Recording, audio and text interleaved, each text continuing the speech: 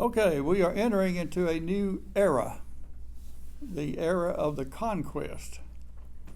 And here's our song.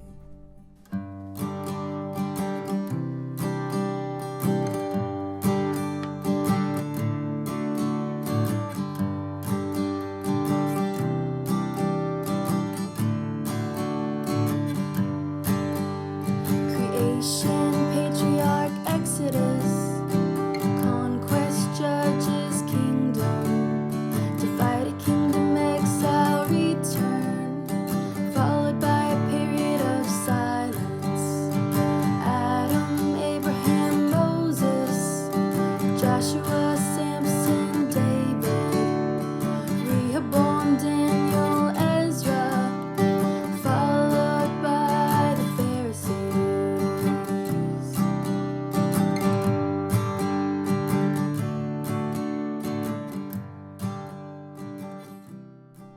Okay, so we are in Joshua, and we're in Joshua chapter 1. This is lesson number 10, which means when we finish this lesson, we're halfway through these eras.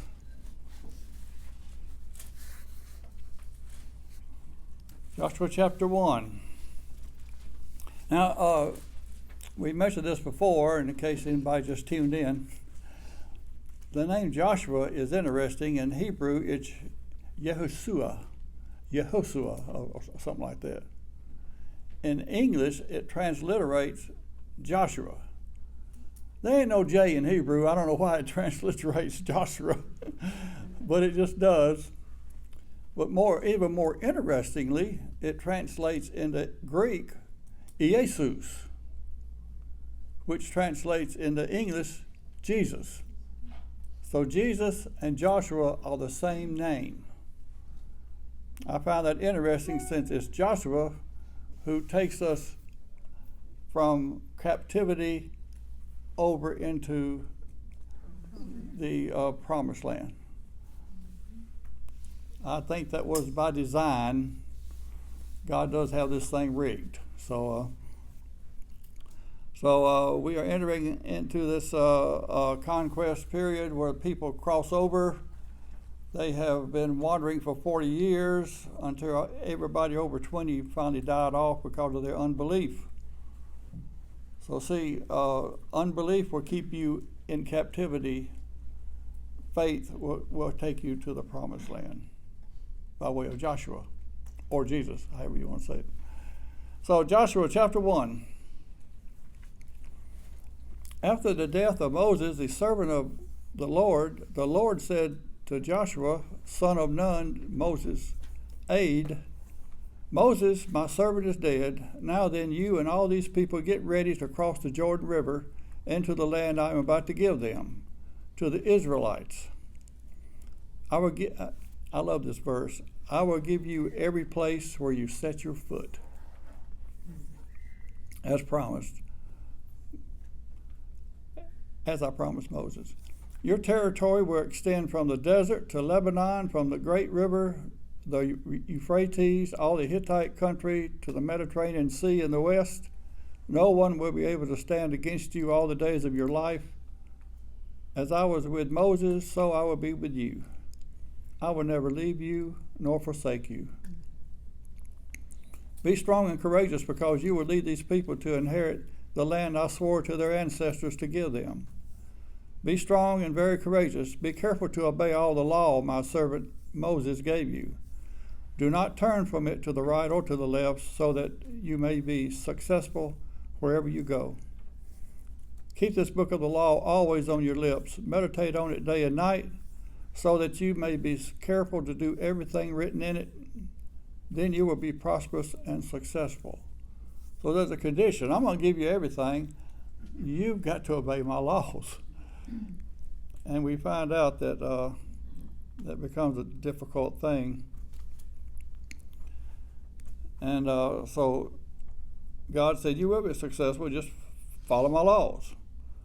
So all the people gave their allegiance to Joshua, and so he sends 2 spies over into the promised land, and especially to Jericho, because that's kind of the first town you come to.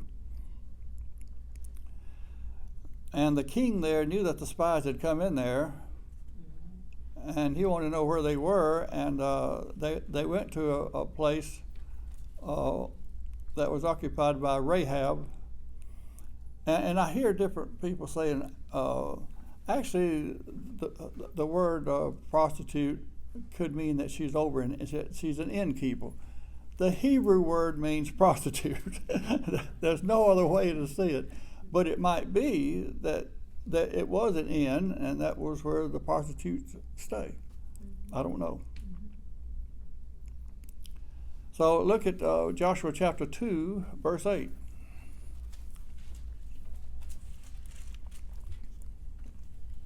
Now she hid the spies. She hid them up on the roof under some flax because folks were looking for them.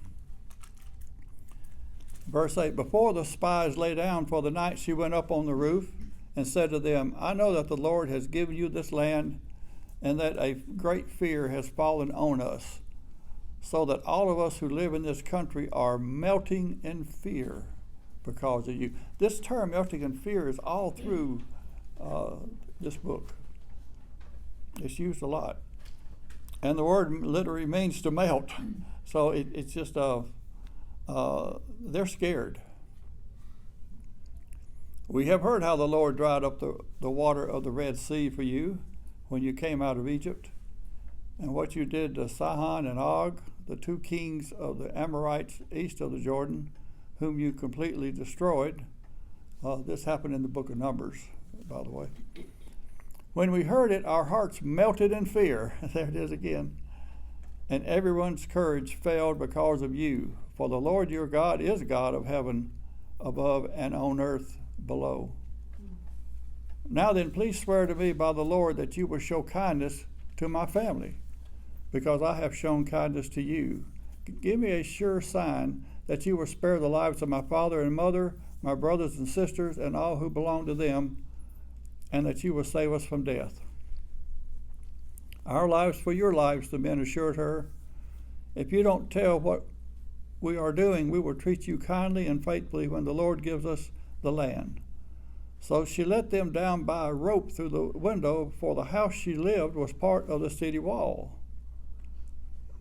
So what she did was she ties a scarlet cord in that window that hangs by the wall, where when the Israelites come, they'll know where she lives. And also, I wonder if that white scarlet cord is the equivalent of a red light nowadays.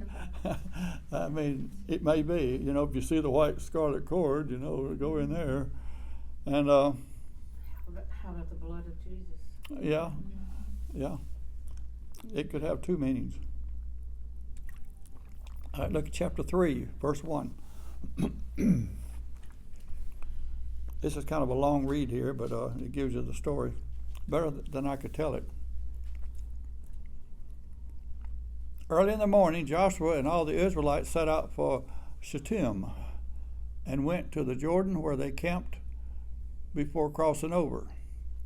After 3 days, the officers went throughout the camp, giving orders to the people. When you see the Ark of the Covenant of the Lord your God and the Levitical priests carrying it, you are to move out from your positions and follow it. Then you will know which way to go, since you have never been this way before. But keep a distance about 2,000 cubits. How long do you think that is? A cubit is from about here to here, about 18 inches. So that's 3,000 feet. I have an amazing grasp for the obvious. Have you noticed? Let's see, where am I? What verse? Let's see. 4. Oh, yeah, there it is.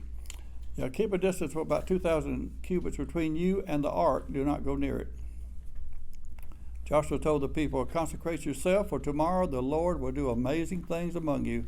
Joshua said to the priests, take up the Ark of the Covenant and pass on ahead of the people. So they took it up and went ahead of them. And the Lord said to Joshua, today I will begin to exalt you in the eyes of all Israel, so that they will know that I am with you as I was with Moses. Tell the priest who carried the Ark of the Covenant, when you reach the edge of the Jordan's waters, go and stand in the river. Jordan said to the Israelites, come here and listen to the words of the Lord your God. This is how you would know that the living God is among you, and that he will certainly drive out before you the Canaanites, Hittites, Hivites, Perizzites, Girgashites, Amorites, Jebusites, bunch of ites. See, the ark of the covenant of the Lord of all the earth will go into the Jordan ahead of you.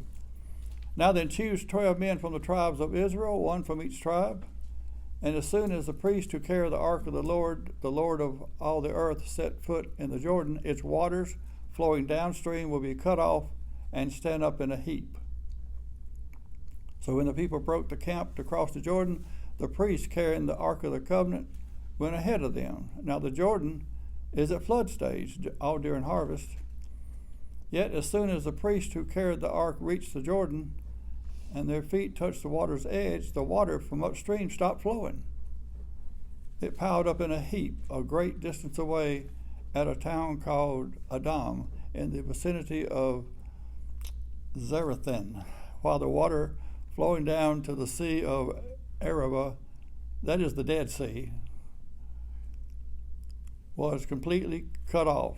So the people crossed over opposite Jericho. The priest who carried the Ark of the Covenant of the Lord stopped in the middle of the Jordan and stood on dry ground, while all Israel passed by until the whole nation had completed the crossing on dry land. I think this would increase my faith. I don't know about y'all when if I saw something like this. And it's not the first time this has happened, is it? We got that little Red Sea event going on that happened too. And so, what? No, I was just talking to myself. Oh, okay.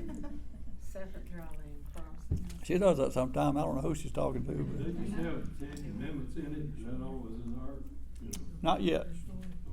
oh, not yet. Oh, yeah. Yeah. Yeah, that's right. We had the 10 Commandments last year. You know, they started out being 15, but never mind that. In that Ark of the Covenant was the 10 Commandments, Moses' rod, Aaron's rod that budded, and a jar of manna.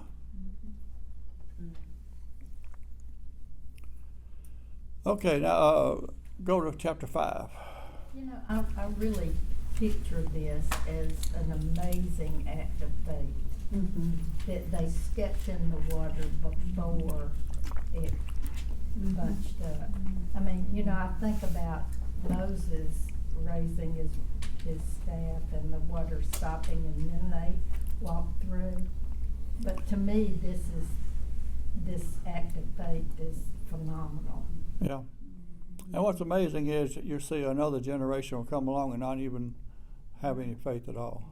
But most of these people had not seen the Red Sea thing. Right. They had been Right. over 40 years before. Joshua and Caleb did, I imagined. Caleb, Joshua, Or yeah. anybody who was younger Right, the young had seen it, yeah. Joshua chapter 5, verse 1. Now when all the Amorite kings west of the Jordan and all the Canaanite kings along the coast heard how the Lord had dried up the Jordan before the Israelites until they crossed over, their hearts melted in fear. That's that saying again. And they no longer had the courage to face the Israelites. So, you know, word can travel pretty fast. They didn't even have texting back then. But yet somehow word gets out to all these guys, hey, these Israelites are coming, and you won't believe what happened. Verse 15. Now when Joshua was near Jericho, he looked up and saw a man standing in front of him with a drawn sword in his hand. Joshua went up to him and asked, now here's the question, here's an interesting question, and the answer is even more interesting. Are you for us or for our enemies? Neither. He replied, neither. I'm going to ask you all about that in a minute. But as commander of the army of the Lord, I have now come. Then Joshua fell face down on the ground in reverence and asked him, what message does my Lord have for his servant? The commander of the Lord's army replied, "Take off your sandals, for the place you are standing is holy," and Joshua did. It's believed that this is Jesus in a pre-incarnate appearance. But here's the, I had some pictures I didn't show y'all. There's the guys climbing down the wall. And here's crossing the Jordan. I guess I was daydreaming. It's what happens when ADD guy is in charge of the slides. Question for the class. Why did he say neither? Wouldn't you think he'd say, "Oh, I'm on your side, man"?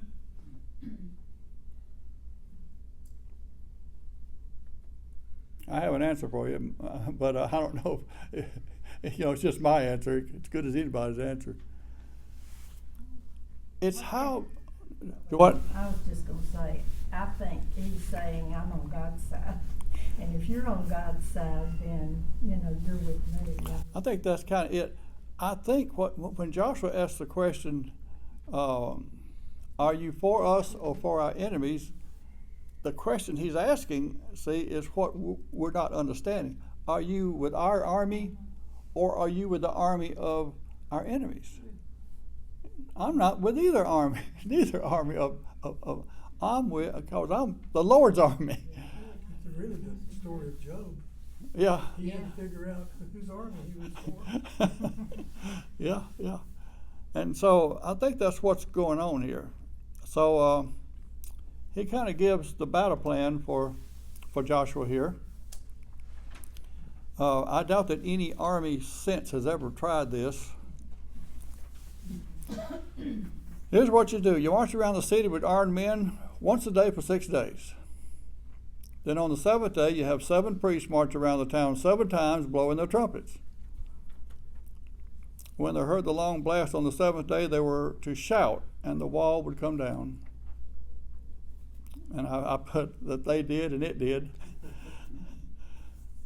And everybody was killed except Rahab and her family, as was promised. I put a little joke in your notes. I'll read it to you. The visiting church school supervisor asked little Johnny during Bible class, "Who broke down the walls of Jericho?"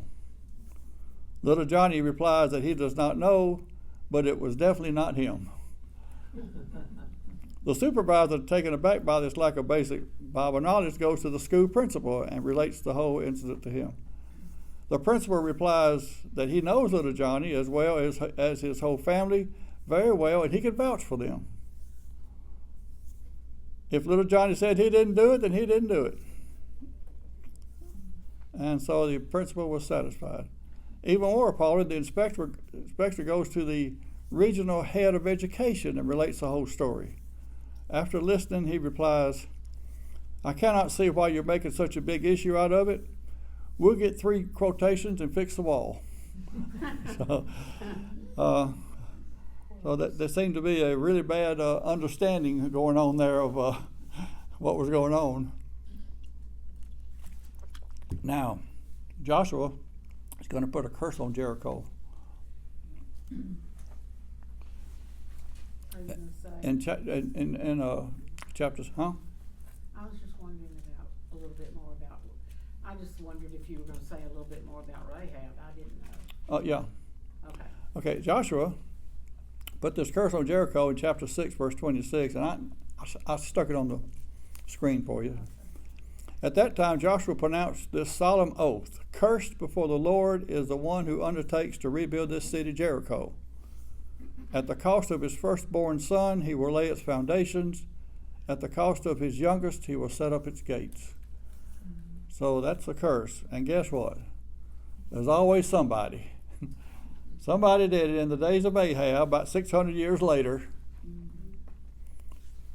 In 1 Kings chapter 16, in Ahab's time, this is kind of the middle 600 BCs here.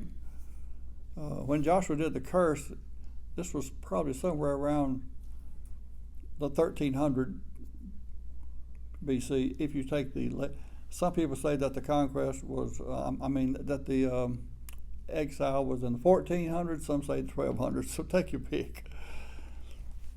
But in 1 Kings chapter 16, in Ahab's time, Hiel of Bethel rebuilt Jericho.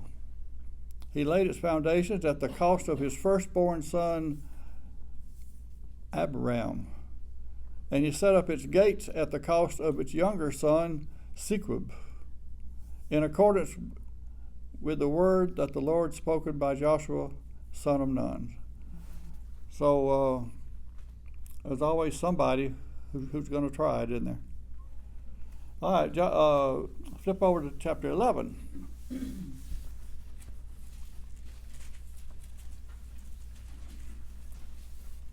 Verse 23.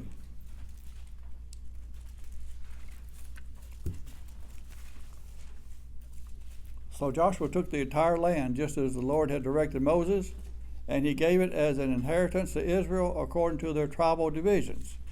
Then the land had rest from war. So here's the divisions up on the screen. And do you notice something strange about these 12 tribes that they have listed? Who's missing and who's added? Judah's missing. Who? Judah. No, Judah's there. Joseph's two sons. Joseph is not there, but his two sons are, Ephraim and Manasseh. But how do you get 12 out of this, huh? What about the Levites? The Levites aren't there. That's true. Because they're the priests, they were put in parts in different cities. So the They were in Levites, all the cities. yeah, and see, when the people paid their tithes, that took care of the Levites. And the Levites would pay their tithe and take care of the high priest. So it looks kind of odd here, but that's kind of how the land was divided up. Now, in the book of Ruth actually takes place in Judges, the era of Judges, and that's where we'll go next week. But I'm giving you a kind of a preview here, because you know that golden string that we've been trying to follow? Boy, it really shows up in the book of Ruth here.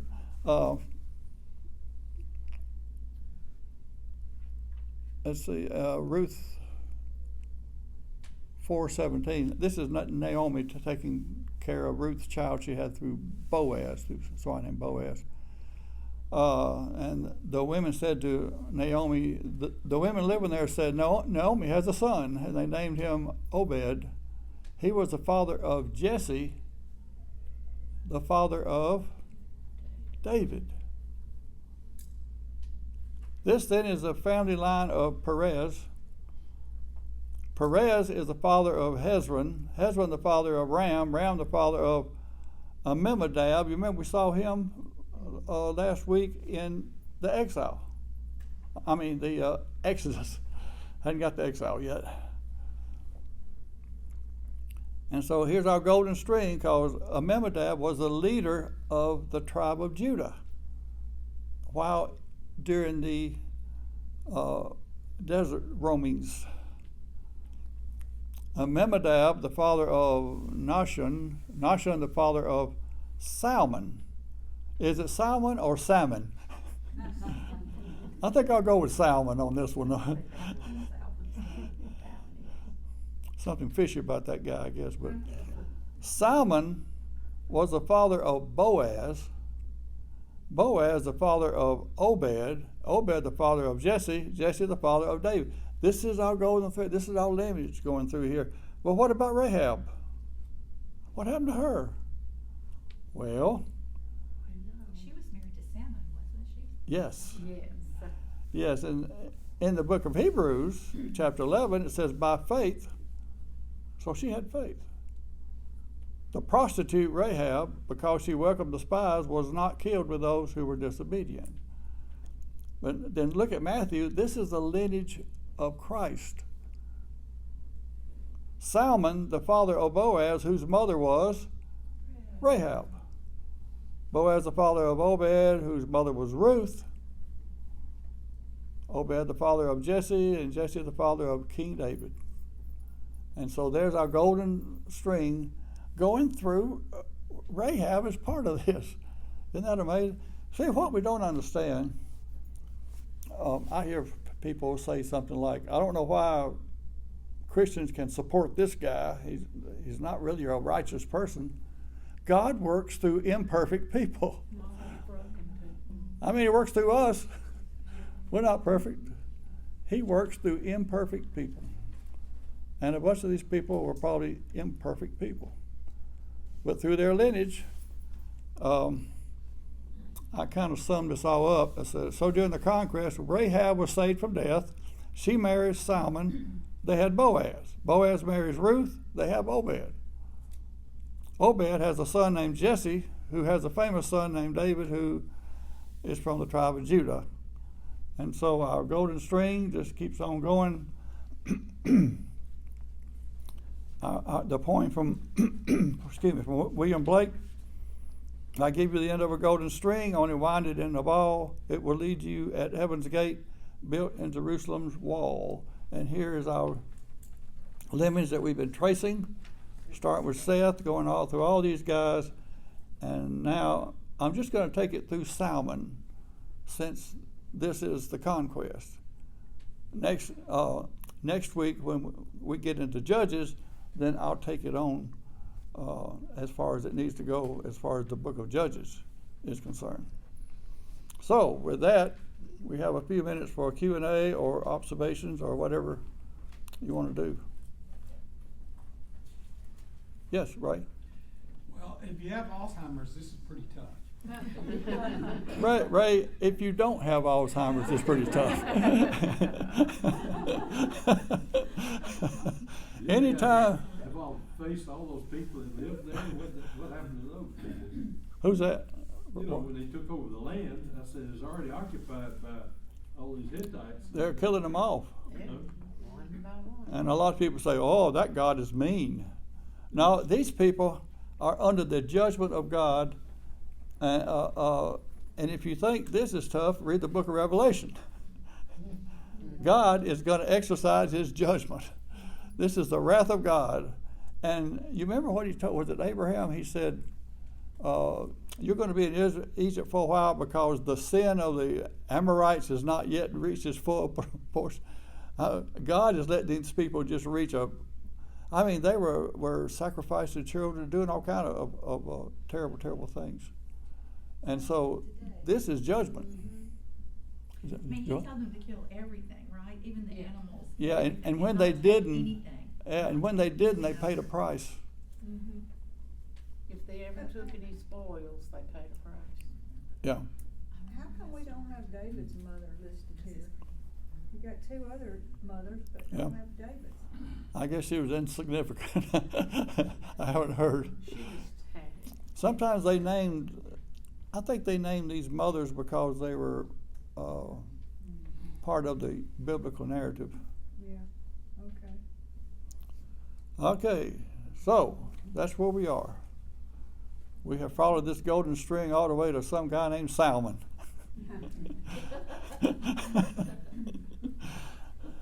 He was one of the guys that she hid, right?